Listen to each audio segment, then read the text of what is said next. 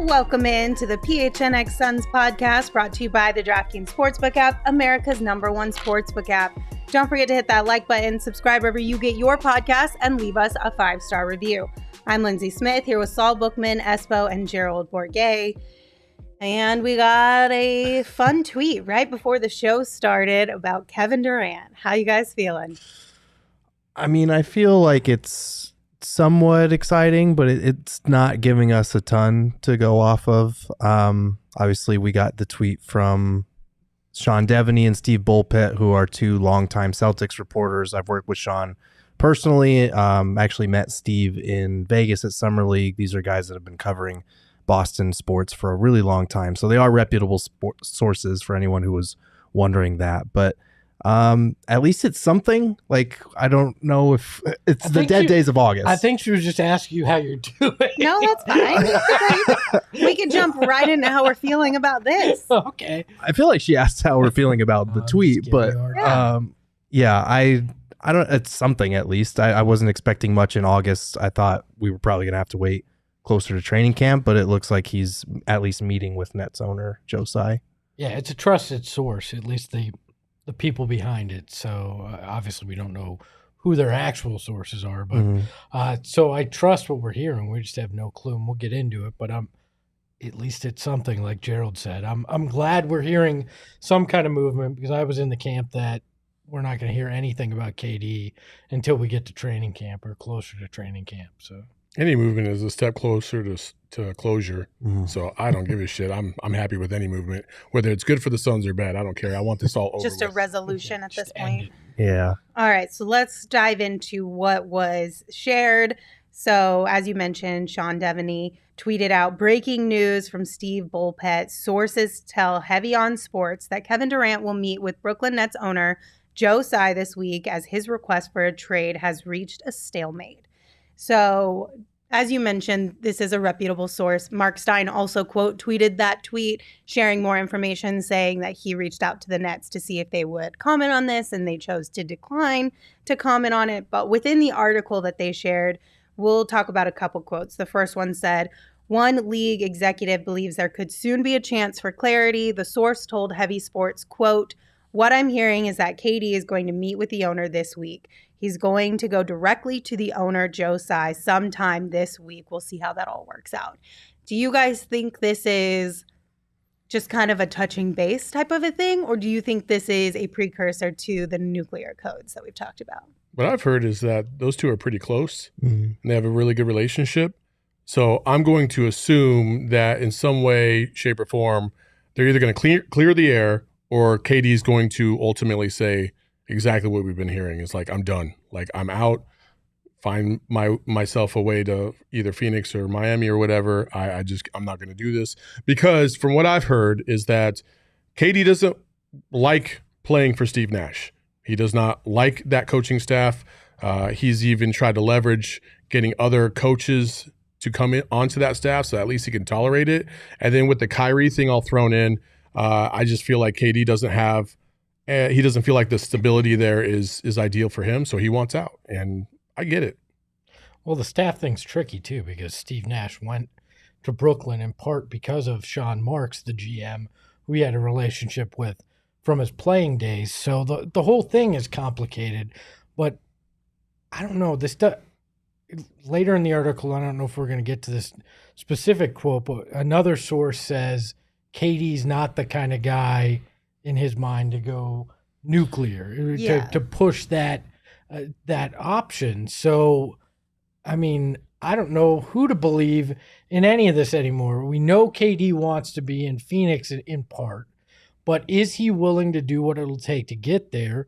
Or is this some kind of meeting where the two sides are trying to find a tenable way to remain together? Yeah, I think this is kind of the make or break point as far as like this might be the Nets' last gasp as far as convincing him to want to stay, because it does say in the article that the source doesn't really know what's going to happen in that meeting because they know that Kevin Durant is obviously upset. They know that he wants his trade request. But is it going to be a kind of bury the hatchet, clear the air meeting? Is it going to be him holding that hard line? One executive that was quoted in the article was basically saying that they don't see that happening. But there was some other stuff in there that we got to keep in mind. This is all coming from a Celtics media perspective as well, because a lot of the article focused on that Celtics offer of Jaylen Brown that we had talked about, I think last week or the week before. They're contending that was never on the table, that the Nets could be trying to sabotage the Celtics from afar, and that other teams are upset that when they talk to the Nets about Kevin Durant, it leaks and it gets out. And so they're saying that's not a good way to do business, and it could prevent them from making any type of deal at all. So it's hard to parse through that and figure out, okay, what's just Celtics backlash being upset about the Jaylen Brown thing leaking, and what is actual, factual reporting. Like, is this another leverage play from the Celtics? Or is it the Celtics leaking that stuff, saying that the Nets are leaking that stuff, so that way, like, there's just a whole rabbit hole we can just go all the way down. Exactly. Because really, are the Nets sitting there in the middle of their own chaos going, you know what? We should really try to screw the Celtics right now and claim that Jaylen Brown was off. Like, no, that's like 5D chess. And Sean Marks isn't sitting there playing 5D chess, trying to screw the Celtics in hopes that 3 years down the line, his team's good enough to even compete with the Celtics. Like, that's not going on. I mean, if you're a drowning person, what's the one thing you do? You latch onto whatever you can grab. So the Nets are that drowning person. Like, they are looking for something that will save themselves. They're looking for a net. And they're going to bring down whatever's in their vicinity, trying to keep their head above water. So they're drowning, so they thought, let's just try to bring down the Celtics who just made the finals by... Oh, yeah. They're division rivals. You create drama and chaos for the Celtics, and then you also get to put out there, like, hey, this is the starting asking price. So you drive up value on your side of things, and then you also create a little bit of a small fire next door. Thank you, chat. I'm glad you heard what I said. I heard it. I chose to ignore it. Usually I'm the conspiracy guy here that would be all bought in. And even this is a bridge too far for me, that I just don't think that the Nets, in the middle of everything going on with them, that's even a thought in their mind in trying to screw the Celtics. My guess is there was a conversation at some point. Somebody said Jaylen Brown, and some person within the Nets orbit heard about, Jaylen Brown was once offered in a KD deal, and the Nets didn't pull the trigger, and it got out there. Like, I don't. Well, he tweeted right after it was reported that he was clearly a little bit upset about the report. So I don't think like it didn't work. If that was the situation. I don't think that's their primary focus. I think they're okay with that being like collateral damage, something that happens as a result. But back on the KD side of things, I don't think he's going to pull the pin on the grenade. He does not seem. None of this has ever suggested to me that's what he's going to do. If he was going to do that, why not just blow it up from word one? Why go through this whole dog and pony show for 5-6 weeks when at any point in this, like 2 days later, he could have been like, look, guys, I'm not coming back. I refuse to come back. Make this happen. Now all he's done is drag the league through drama, put all these other teams through all this crap. I don't know why Kevin Durant wouldn't just have gone all in at that first meeting if he's going to do it. It's because of leverage. At the beginning of the summer, you don't have as much leverage as you do once you hit training camp. And you don't show up to training camp guess what? Now you have the leverage because they need you, or they need somebody in place of you to be playing in these games, and you get to training camp, like that's where the rubber's going to meet the road. Like, he's had the leverage to say, I will not come back to you. I will not report to training camp the entire time. But it's just like, it's like teams that make trades at deadlines, right? It's like they could have made the same trade a week ago, but they wait until the last minute because that's where all the leverage is. And when teams get desperate, and I think that's what's going to happen with KD and the Nets, is that he's going to force them to be desperate, and then thus take a desperate offer, which could be, a McHale and 4 draft picks, as opposed to the bounty that they would have gotten from like Minnesota or something. Look, I get it from the Nets' perspective. They want to wait. They want to, they want to see if there's any way to fix things, or get some big offer that isn't coming. But if you're KD, there's no reason to wait on saying you're not going to. But he didn't really wait. He did put that messaging through his agent to the Nets. The Nets tried to slow play this, and they've done this. And so, I mean, I get it. It's like it's a methodical process. Like, and listen, KD has an off season too, right? It's like he doesn't want to spend all of his time worrying about where he's going to play next year. He just wait. He'll wait. He did it all the way at the beginning of free agency. Nothing happened. He's going to wait until, we get to training camp and then move on. It's a gradual buildup. It's something that you need to lay the groundwork for to get to that point. Like if he had come to them at the beginning of the summer when he first requested that trade and said, I'm not showing up to training camp, then the reporting would have been, okay, the Nets are going to give him time to cool off. They're going to re-meet with him. They're going to try and rebuild that relationship, and nothing would still get done because, like it or not, he still has those 4 years on his contract. And as much as he has the leverage to force his way out, that might take some time because the team is not going to give up a all-time great who has 4 years left on his deal just because he comes to them in July and says, I want out. Like, it's going to take him forcing their hand, and that's a gradual process leading up to training camp. And I do think, Lindsey, we did have a quote from the article on what the executive thought about KD possibly holding out. Yeah, so I mean, you guys kind of basically touched on it, but essentially they said, I don't see KD being a hardline guy either. If they can't get a deal done, he's just going to say F it and he'll play. And he'll play hard like he always does. I know KD, and he's not going to sit out or anything like that. He's not that kind of guy. There's no way he's not going to do anything like that. That seems pretty firm in the thought process that that's just not going to happen. And he's not going to be in Phoenix. Yeah. But to Gerald's point, like, this could be something where, and someone in the chat brought it up, Odette said, KD doesn't screw over teams. He could have simply left the Warriors but agreed to a sign and trade to help Golden State. Maybe he's also trying to play nice in the sandbox here, like, hey, yeah, I have 4 years left. If this doesn't happen this offseason, let's revisit it at the trade deadline. Let's revisit it next year. But at some point in time in the near future, before I have one single year left on my contract, I want to be out of here. Like, it could be one of those type of agreements where it's like, I want to leave. I'm going to play hard for you while I'm still here, but you need to get this done at a certain point in time. What that certain point in time is remains to be seen. Like Jose in the chat said, he said, I'm over the KD thing, over it. And I'm getting to that point. Like, I'm getting to the point where you should just focus on how do you bolster the roster that you have that won you 64 games last year and had put you in a position where you felt like you could win an NBA championship. How do you make those moves to bolster it without blowing up a large portion of it? Because at some point you just got to say, I'm done. Like, I get it. KD's a generational talent, but at some point you got to just decide what your path is.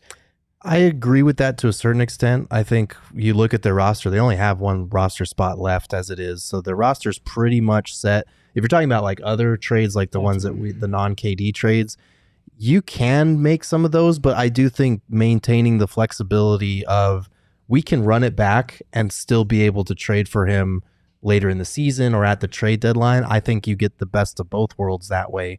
You still need to find that secondary ball handler, that potential campaign upgrade. And at this point, there's really nobody in free agency that's left. I think you kind of fill your final roster spot. You go into the season with continuity on your side, and then you still maintain that flexibility of, okay, if the Nets push the eject button later in the season at the trade deadline, we're still in pole position. We're still where Kevin Durant wants to play. I don't think there's anything wrong with that. I think as far as moving on and preparing your roster for the upcoming season, I think we're getting close to that point. But as far as shutting the door on a Kevin Durant trade entirely, I don't know if you do that just yet. Well, I'm at a point where if you trade for him at the trade deadline, the chances that you're going to win a title are slim to none, because you're going to have to gut that roster and then try to figure out how all the pieces work together then, with little option to fill in the gaps that you're going to create by trading guys for Kevin Durant.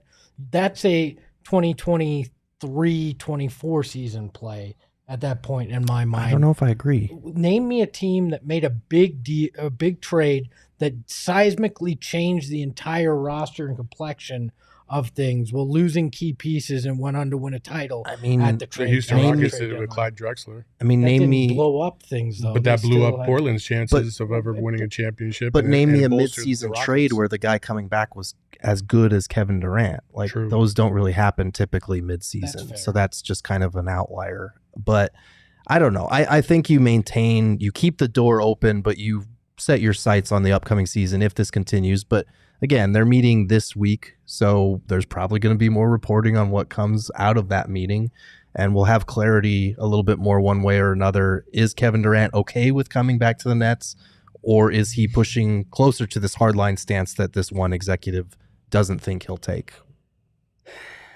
I just hope we get some decent information. I know it's really selfish wanting to be like a fly on the wall for that conversation, but hopefully one of the two of them shares some with some of these insiders around the NBA so that can maybe just provide a little bit more clarity for us over here, because we're the ones who are, I feel like we feel the brunt of this whole situation because it's just never ending. It feels like it's been so drug out, and we're all kind of getting to that point where it's like, yes, it's KD and you want KD on your team, but also like, what about the season? We don't want to completely just ignore that as well. So it's kind of stuck between a rock and a hard place for now, but hopefully, like I said, we'll get some clarity later this week.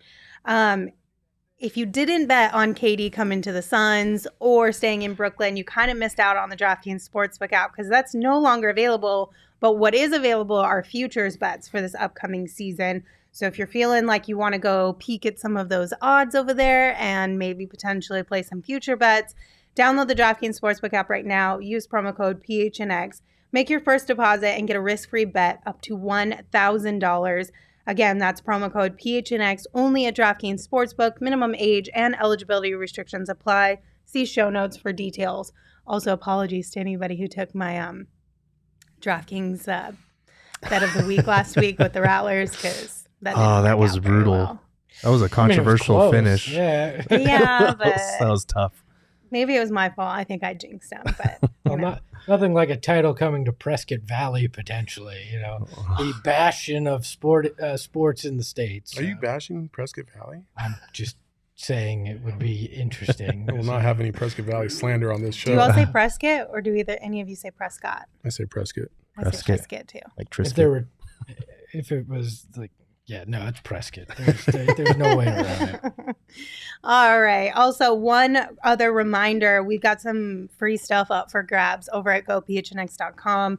4 Peaks and PHNX have teamed up for our Toast of the Month sweepstakes, and we need to pick a winner for this month, so we need you all to go enter in to potentially win. And if you do win, you're going to get a $50 4 Peaks gift card, a PHNX shirt of your choice, and a PHNX annual membership. So once again, head on over to gophnx.com or click the link in the show notes for your chance to win. Charles and I are brothers in Cordis Junction.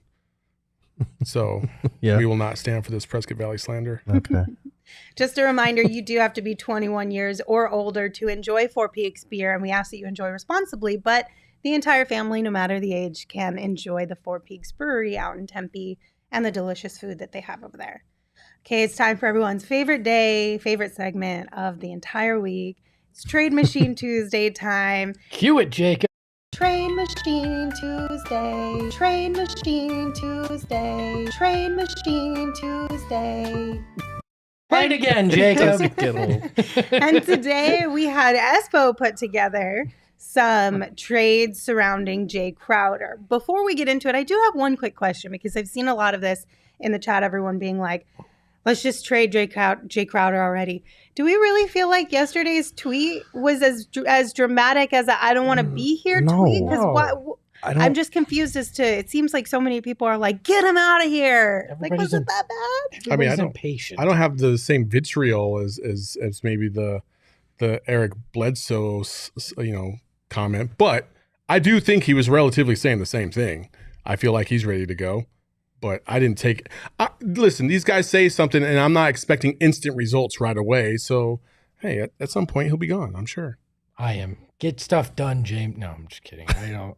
Look, I think everybody's impatient. So people want something to happen. They feel like if Jay thought he was getting traded, it was leading to KD. Like everybody is just waiting for that Woj bomb to make everything magically feel great right now. And I don't think it's coming right away. So I think a majority of the chat feels like Jae Crowder being traded is not as big a deal. There's a few people that are like, oh, you guys all forgot about how he played against the Dallas Mavericks. I'm not that person. I'm like, yeah, but what about the other 6 series where he was wildly inconsistent all the time? The only thing that I will always point to with Jae Crowder is he is one of the most unsung, tangible guys out there on the basketball court, especially defensively. He does a lot of small things to cover up a lot of mishaps for this team. So he's a great team player in that regard, but hitting a big bucket just wasn't always one of them. I think people focus on his streakiness a lot, and they miss a lot of the intangible things that he does that his teammates always talk about. And yes, this group has always been very forthcoming with their praise of everybody on the roster. So you have to read into that a little bit, take it with a little bit of a grain of salt. But like, it's really the inconsistency thing, because like you were saying, Saul, like the Pelicans series, he could not make a shot. And then the Mavs series, he could not miss a shot. And you would like to have a happy medium between those two extremes. And I think that's what, drives people crazy about him. But I'm of the opinion you don't trade him just for a bag of chips just because of this one tweet that, again, we don't know what the context is behind that tweet. Maybe he does want to be traded. Maybe he has heard the trade rumors and it pissed him off. Or like we said, maybe he's just trolling, or maybe he's just being told that he's going to be coming off the bench. We don't know what it means yet. He's tired of Gila River and he wants to go to Talking Stick. I don't know. Like, who knows? I think it's time to start Cam Johnson, and that's a whole nother topic that we can talk about in the future. But I don't think you just give him up for nothing, because he is a valuable role player. He's the weakest link in your starting 5, but he can still be a good bench piece and a veteran defender, two-way player. I don't think you're ever going to trade him solo.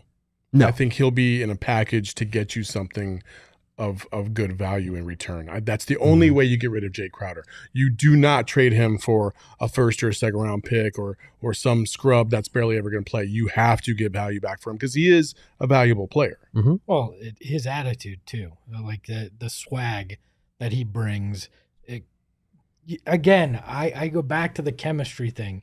If you start messing with too much of this, does the bottom fall out at some point? Does what has made you a great team start to disappear when you start making too many moves?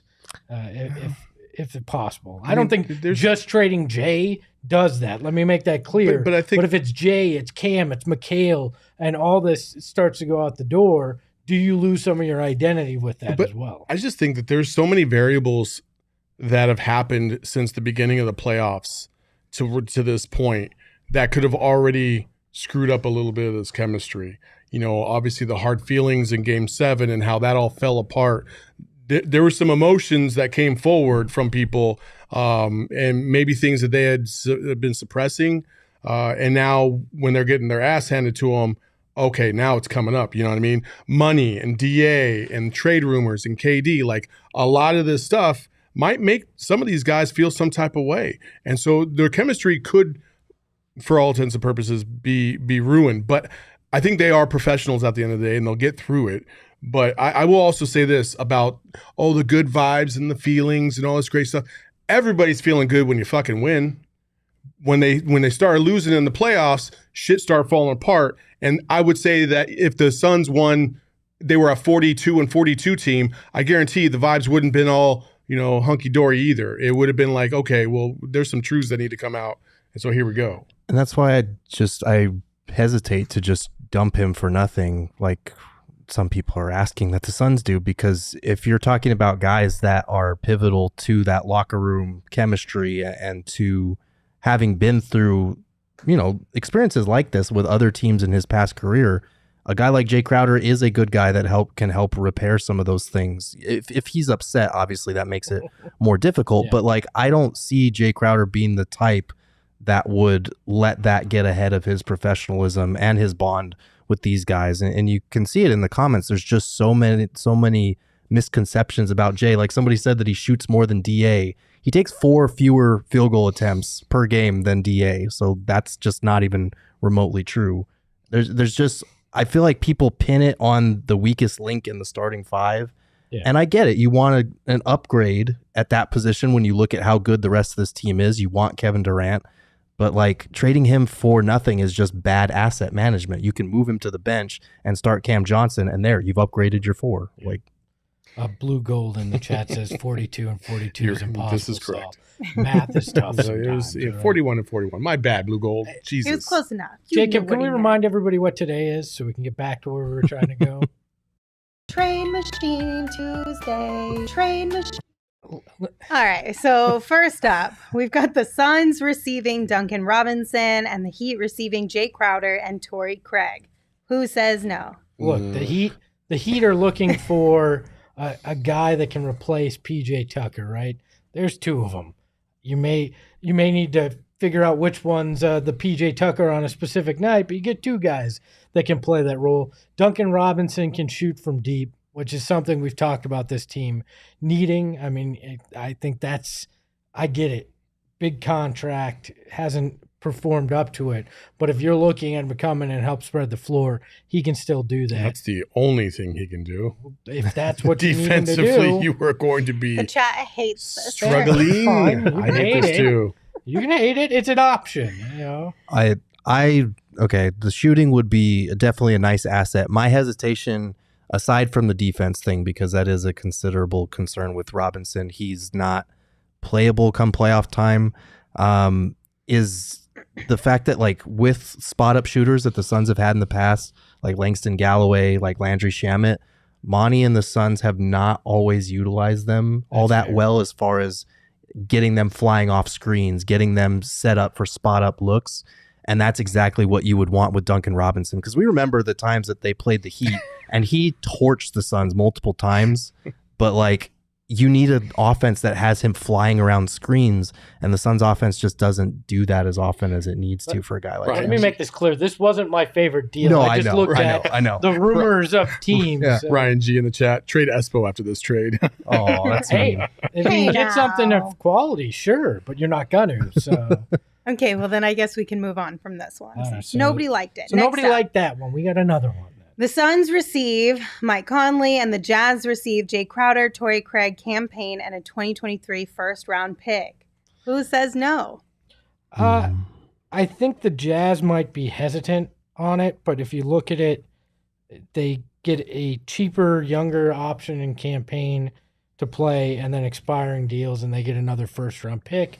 And it feels like Danny Ainge is trying to do his best Sam Presti and get all of it. There's 3 years left on Conley's deal? Two years at $22 million. Oh man, you're gonna have 2 old ass point guards for the next 2 seasons. Oh man, that's a tough one. It answers a question, a very big question you've had on this roster. Who's your backup point guard, and is it a quality backup point guard? The nice thing is, as long as they rotate when they're injured, you always have a starting caliber point guard there too. So I like this trade. I like it for the Jazz, first of all, because I saw a couple people saying the Jazz would say no. If they're getting a first-round pick and expiring deals for Conley, they're trying to blow it up. They're trying to add assets to them. I don't think they have any interest in paying Conley $20+ million over the next 2 years. So I think they would like that trade. For the Suns, I like it as far as bolstering the playoff rotation. it obviously makes you a worse regular season team. And we've talked about this with like losing JaVale McGee, but turning to Dario Saric. Worse regular season team, potentially better playoff team when you have to really shorten the rotation. The biggest thing for me is the age and injury thing because, Mike Conley did play 72 games last year, so it's not like he missed a ton of time, but he does have that injury history. He turns 35 in October. So between Chris Paul and now Mike Conley, you are running the risk as far as are either of your point guards going to be fully healthy It for a might be playoff the run. oldest tandem in NBA history at that point. But look, I think, you're probably right. It'd be pretty close. close. Yeah. But look, at some point you're going to have to take some swings to try to make you a better playoff team. I think that makes you a better playoff team. And then, there's other guys that you could fill in that Torrey Craig, Jae Crowder role if need be. But this next one I think is we're getting closer. We're getting closer. This one's the one that everybody's gonna. All right, we've got the interested Suns receiving Jordan Clarkson, the Jazz receiving Jae Crowder, Torrey Craig, and a 2023 first-round pick. Ding, ding, ding, ding, ding, ding. Here we go. This is what the chat was saying. Swap out Jordan Clarkson, and I'm okay with this one. Yeah, I feel like this one gives you the scoring punch you need off the bench, and another guy that can be a ball handler when Chris Paul is not on the floor. But this is very much where I think they need to look at. And Utah says yes because it's 2 expiring contracts and a first-round pick for a guy with 2 years on his deal at $13.3 million per.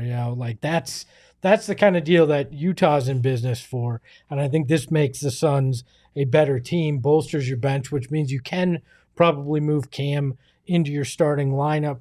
You would have to with Jay going out, but then you wouldn't lose your scoring punch on the bench because you actually kind of upgrade that with Jordan Clarkson here. Yeah, I think we've talked about Jordan Clarkson before, and I have my concerns about his shot selection and his efficiency, but again, he is a guy that can create off your bench and can score for you.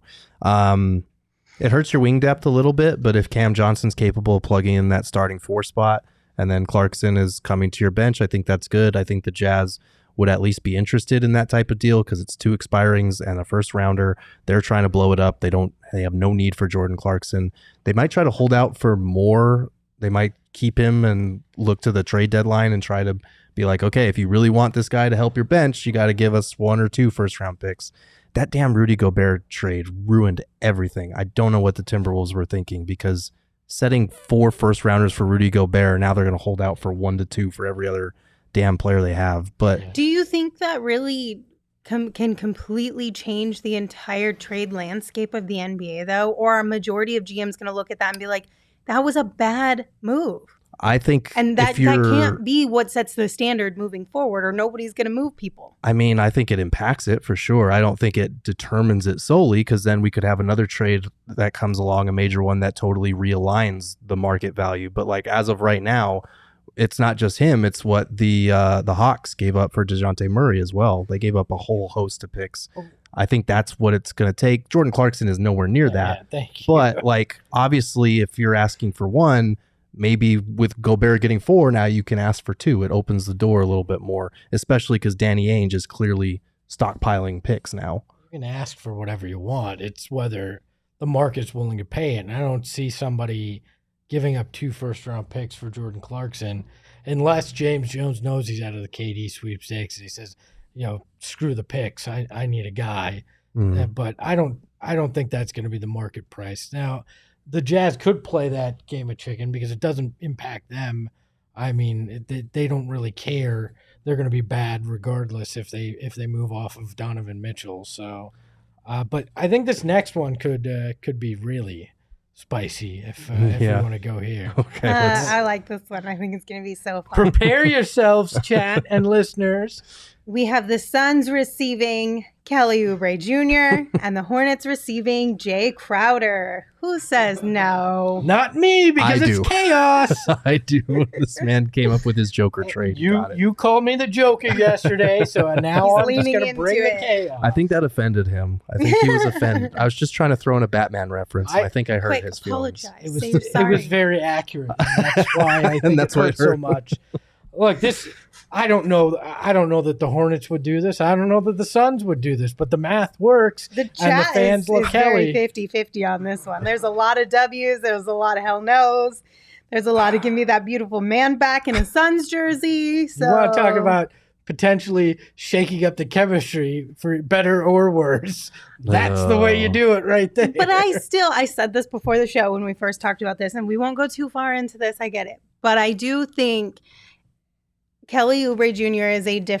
has a different approach to teams than what he had when he was first with the Suns. I think when he was first with the Suns, there was a mindset of, I kind of want this to be my team. I think I can be that guy, to more so understanding, okay, maybe I'm not that guy in its entirety, but I can still be a main player. I don't think he's ever going to be that guy. I've seen him. I saw him play in Charlotte. He was having issues over there as well, and to the point where, like you said, that they did bench him, and it's because he is the black hole. Like, that ball goes to him, you will never see it again. That's why him and Book did not agree on the court, because every time that ball swung to Kelly's side, you knew it was not coming back. And he has not changed in that regard. I don't care what's going on in life. So I would stay away from this one. Listen, this team, one of the things that is nice about this team is the chemistry that they have in ball movement, and that's led by Chris Paul. You don't want that to be stunted because one person thinks that they have a bigger role than everybody else, even though you have much bigger other players that have bigger roles than you do. And I don't think Kelly Oubre is ever going to be humble enough to really accept that. Slasher, scorer, good looking. I mean, Good looking. what could you not want? This? Dreamy eyes. You know what I'd really love about it is the fact that he would never have gotten a chance to wear the Valley jersey. He would have been traded right before it happened and come back right brutal. after Right it went afterwards. away. I think that would make it beautiful in and of itself right there. So Oof. Look, I would make this trade only under two conditions. One is that Jae Crowder absolutely unequivocally wants out and that he would be a detriment to the team chemistry if you keep him. And B, that Kelly's coming here understanding that he is the sixth man and that Cam Johnson, the guy who used to play behind him, would be now starting over him. If he's cool with that, I would consider it, but I do have concerns as well because he is a guy that as soon as he catches it, it's tunnel vision, head down, going to the basket. That is something the Suns need. We've talked about how they need to get to the basket more, to take more layups and dunks, and have somebody that can put the ball on the floor and create their own offense. Whether you want Kelly to be that guy is another question. He's a double-digit scorer off the bench for Charlotte last year, not a great three-point shooter. I would be okay with him coming back, but only under those two conditions, and even then, it's dicey. you don't think Monty wants to run the 23.5 second offense? Pound the air of the ball. I mean, that's the thing though. He kind of fits in with 0.5 because he immediately puts the ball down, puts his head down, and drives. So true. He does still technically fit in, but it's always the same thing. I think he would need to, like Lindsey was talking about, have a different outlook on what his role is and what he can do to make a team successful in the NBA. He went to the Golden State Warriors, and Golden State is one of the more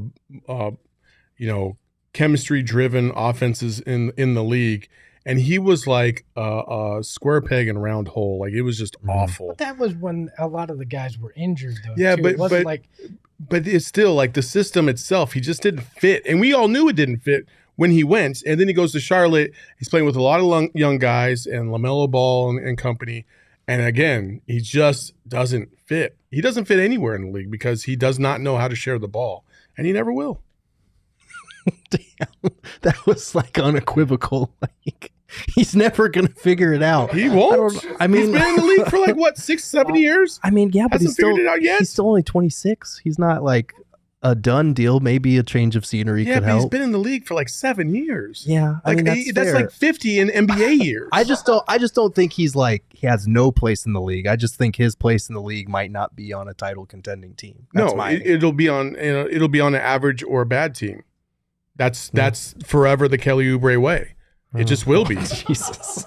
I mean, I'm not trying to shit on the guy. I'm like, he, literally, like, his game does not fit with the premier team concept. The only place I could possibly see him going to where maybe he could find a way is maybe LA.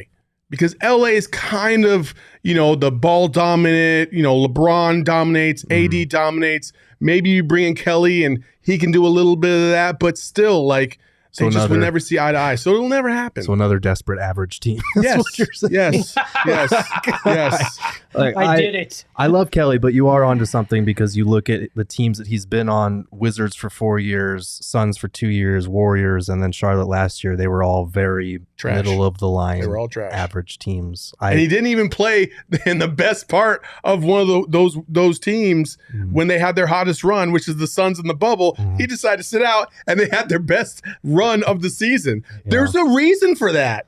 So I actually full-heartedly agree with you on this. I just really wanted to see all this chaos. He loves the chaos. I mean, you're not wrong, but it's sad because I wish you were. I love Kelly Oubre. I love Kelly Oubre as a person. I think he's such a unique individual. I love everything, like even the way he goes about his business off the court, the way he ever talked to us in the media. He was fantastic. He didn't put up with bullshit, which I really appreciated because some people would ask some dumb fucking questions and he'd call him out on it. Like, bro, you weren't here yesterday. That's when I answered that question. Get out of my face. And I was like, I'm glad you said that because I was here yesterday. Outside of that, though, on the court, and that's all we're talking about is on the court. But you don't think there is any way possible for him to change his mindset and play a more team-centric He's been the man his whole life. And I didn't see him do like he had some good players at Kansas, and I literally saw the ball just stop in his hands all the time at Kansas. Goes to Washington, the same thing happens. Comes to the Suns, same thing happens. Goes to the Golden State Warriors, like it hasn't changed all this time. It's hard for me to believe that, like, he gets married and has a kid, and all of a sudden he's like, you know what? I should share. That does change something. Kids will make you learn how to share. This is very true, though. If there's one person who can teach you how to share, it's a kid, because those things take everything. Kelly's taking the ball from his kid too. All right. Yeah. Look, I don't think nugget? Fuck out of here. I don't think that works. Right. Kelly. There's a reason that Kelly Oubre was traded. And I know it hurt everybody's feeling.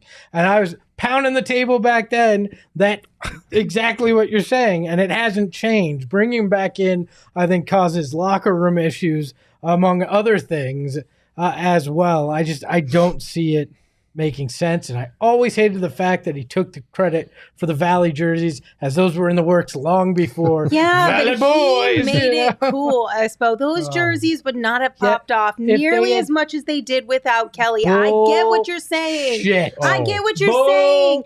Yeah, somebody came up with it long before Kelly came through. You are 100% correct on that. Kelly made being a Valley boy or girl cool. Absolutely. He made it trendy. He made it hip. He made Suns basketball fun. It was a desolate desert before Kelly. Congratulations. That team won 30 games when he was playing for him. It doesn't matter. And it didn't make anything better. Chris Paul made things better in a deal that Kelly Oubre went out in. You're going to tell me that Kelly didn't make that garbage that we had to watch better? He made it more entertaining, sure, to watch crap. Does entertaining not equate to better for you? He did not make the Phoenix Suns better. He made it palatable to have to eat that garbage that we were force-fed for that But year. that's a different argument. The Valley Boys thing was a whole jersey would have been cool without Kelly I don't care about that. That's fine. But the aesthetic, the coolness, the more pop culture trends of everything that the Suns have been doing of late, that was a direct counterpoint to, or a point to, from you got this. It came from Kelly Oubre starting the whole Valley Boys movement, really embracing that, talking, like, repping Phoenix even. That's why the Suns have hopped on the trend of getting artists to create shirts and all that stuff. It started with Kelly. It started all with Kelly. Nobody did it before that. And DeAndre. Kelly and DeAndre. Kelly, it was a vibe. It was a wave. And I think a lot of Suns fans will trace especially recent Suns fans will trace the start of their fandom back to the bubble, to what was happening that Kelly season. wasn't in the bubble. But let him finish. That season leading into the bubble, the whole Valley Boys thing was catching on. It was becoming a thing. It was becoming cool to be a Suns fan. They had bobbleheads without uniforms on it because of that. You looked at the young team and you thought, okay, there's talent here. These guys might be good. They're not good right now, but they might be good. We might be on to something. Kelly on the court was not the driving force behind that, but he was a trendsetter with the pop-up things that he did and just how much fans loved him and liked him. And how often he would promote the Valley Boys name in general. Like, he did make it cooler to be a Suns fan. Yeah. And he helped also, like, I'm not saying other players didn't do this, but it just felt a little bit different when Kelly would hype up some of his other teammates as well. It made you fall in love with guys like DA and Mikal and all that kind of stuff as well. Like, he definitely contributed. If anything, you could say he didn't contribute to the encore. If you want to argue that, that's fine. He contributed to the culture. And I do think he did contribute on the court as well, just not as much as he thought in his head. He had the swag. Like, you can't deny the KO swag.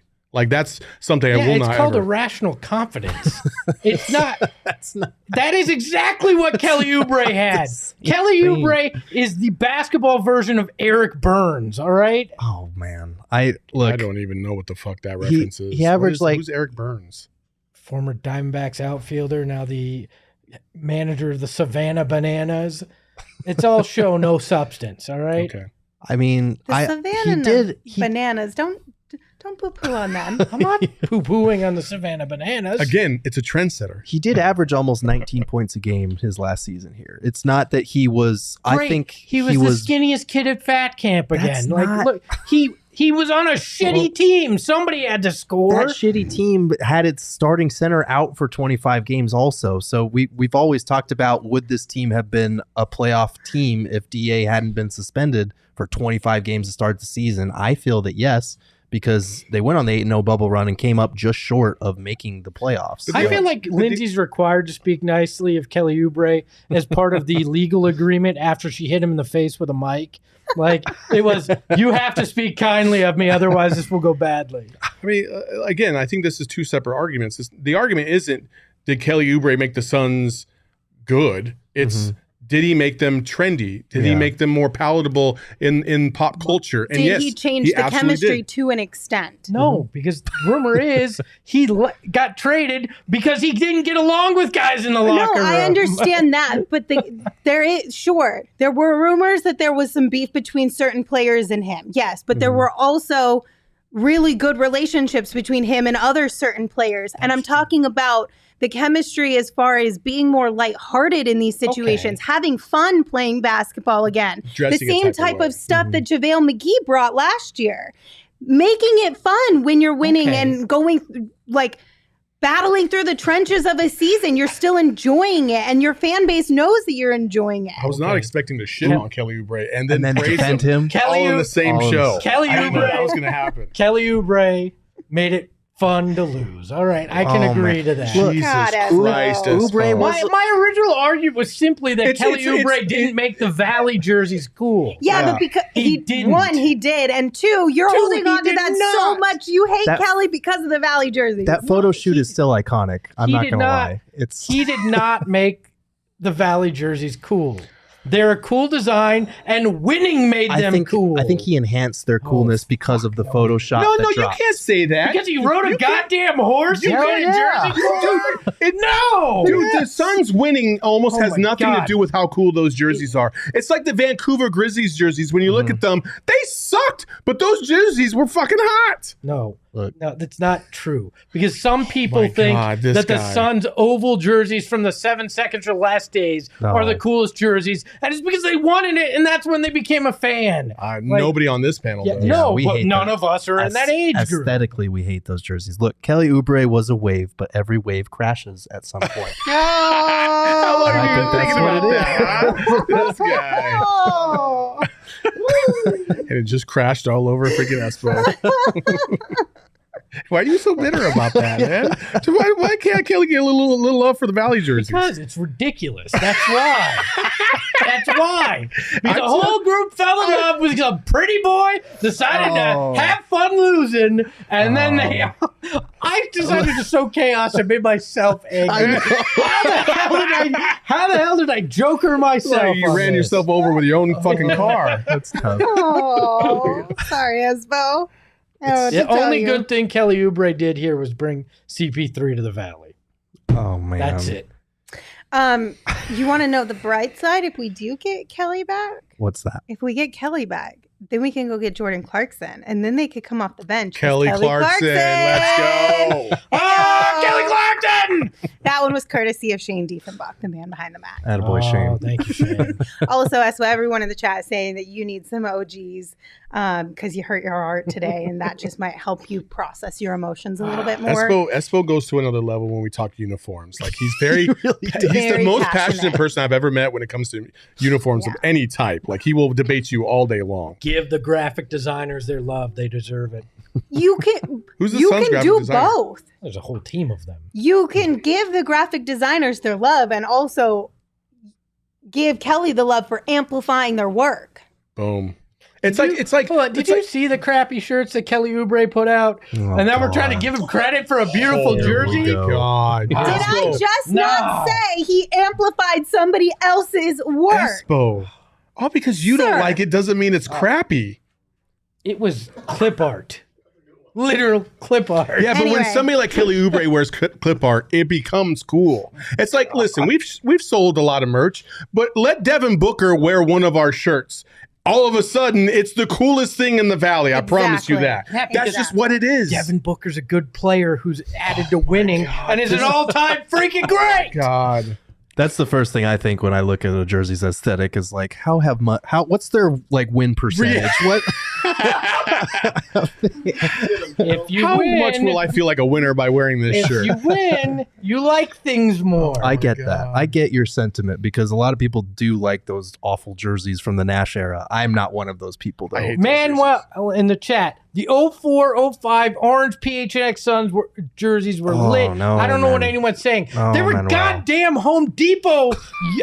We are all Uniforms. entitled to our own opinion Yeah, about well, what all we your think opinions looks are cool wrong, and right? what doesn't, but we're all wrong at some point in time in somebody else's eyes. Espo, So- Espo Old at man. this point is like arguing with the wall. Man shouts at clouds. Okay, bet so you're- back to my Eric OGs read.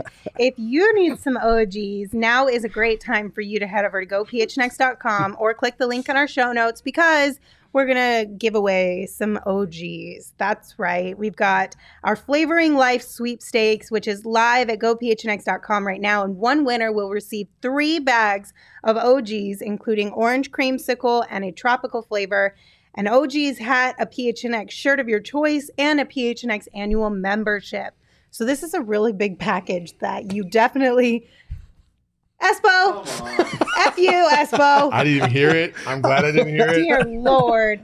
This is a really I heard big... package and then I was like, and I heard him laugh. I was giveaway. like, Jesus.